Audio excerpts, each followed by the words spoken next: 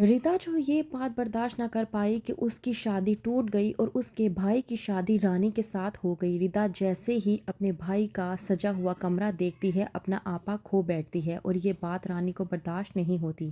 कहती है, रानी, रिदा, तुमने जेलसी में आकर मेरी खुशियों को जिस तरह से बिगाड़ने की कोशिश की है, मैं इसके लिए तुम्हें कभी भी माफ़ नहीं करूँगी। अगर मैंने तुम्हें सचमुच का पागल ना बना दिया तो मेरा नाम भी रानी नहीं।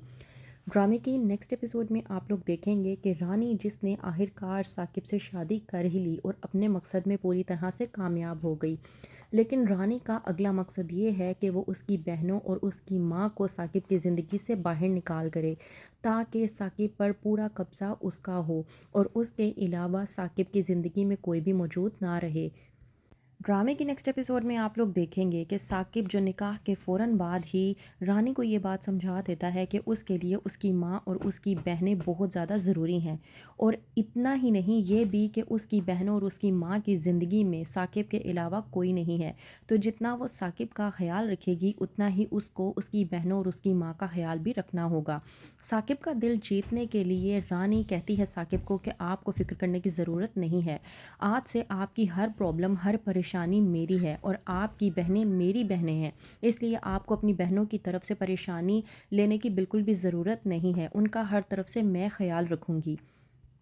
साकिब रानी की तरफ से ये बातें सुनकर बहुत ज़्यादा खुश हो जाता है और कहता है कि मैं तो बहुत ही खुशकिस्मत इंसान हूँ जो मेरी ज़िंदगी में तुम आई हो, वरना पता नहीं कौन मेरी ज़िंदगी में आता और मेरी बहनों को किस तरह से ट्रीट करता।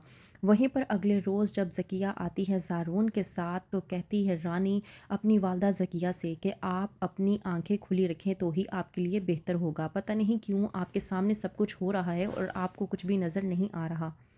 ज़किया जो कि रानी की बात को समझ नहीं पाती और कहती है कि तुम आखिरकार कहना क्या चाह रही हो, मुझे खुल कर बताओ ताकि मुझे समझ आ जाए। रानी जो कि कहती है ज़किया से कि अम्मी, मेरी बात आप कान खोल कर सुने। ये जो फ़िज़ा अदाएँ दिखाती फिर रही है ना, मुझे डर है कि कहीं ये ज़ारून को ही अपनी अदाओं में ना ले ले, फिर आप भी कुछ नहीं कर पाएंगी और आपको फ़िज़ा की शादी ज़ारून के साथ करनी होगी, और मैं ऐसा हरगिज़ नहीं चाहती कि फ़िज़ा मेरे मायके में जाकर राज करे। वहीं पर आ जाती है ताहिरा कि वहीं पर ज़किया ताहिरा को अपनी बातों में लगाने की कोशिश करती है और पूछती है कि तुम्हारा शहनाज के साथ कोई राब्ता हुआ या नहीं। ताहिरा जो कि ज़किया को कहती है कि मेरा शहनाज के साथ कोई राब्ता नहीं हुआ और मुझे लगता है कि वो हमसे मज़ीद कोई ताल्लुकात रखना भी नहीं चाहती, इसलिए उन्होंने हमसे राब्ता तक करने की कोशिश नहीं की। इतनी ही बात होती है कि वहीं पर दूसरी तरफ से रिदा की आवाज़ें आना शुरू हो जाती हैं। रिदा जो कि बौखला कर और पूरी तरह से पागल होकर अपने भाई साकिब और भाभी रानी के कमरे में चली जाती है। जैसे ही वो फूल देखती है और सजा हुआ कमरा देखती है, वो अपना आपा खो बैठती है। उसे याद आ जाता है कि किस तरह से उसकी मेहंदी के अगले दिन ही उसकी शादी टूट गई थी। फ़िज़ा जब रिदा को समझाने की कोशिश करती है तो वहीं पर रिदा भड़कती है और कहती है कि मुझसे ये भूल बर्दाश्त नहीं हो रहे, ये सजा हुआ कमरा मुझसे बिल्कुल भी बर्दाश्त नहीं हो रहा। मुझे ऐसा लग रहा है कि जैसे ये सजा हुआ कमरा मेरी खुशियों को खा रहा है।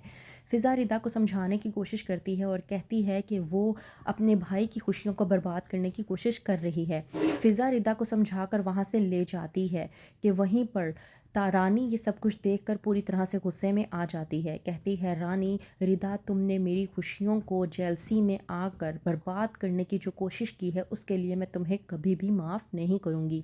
अब देखना, मैं तुम्हें सचमुच का पागल बना दूँगी। अगर मैंने ऐसा ना किया तो मेरा नाम भी रानी नहीं।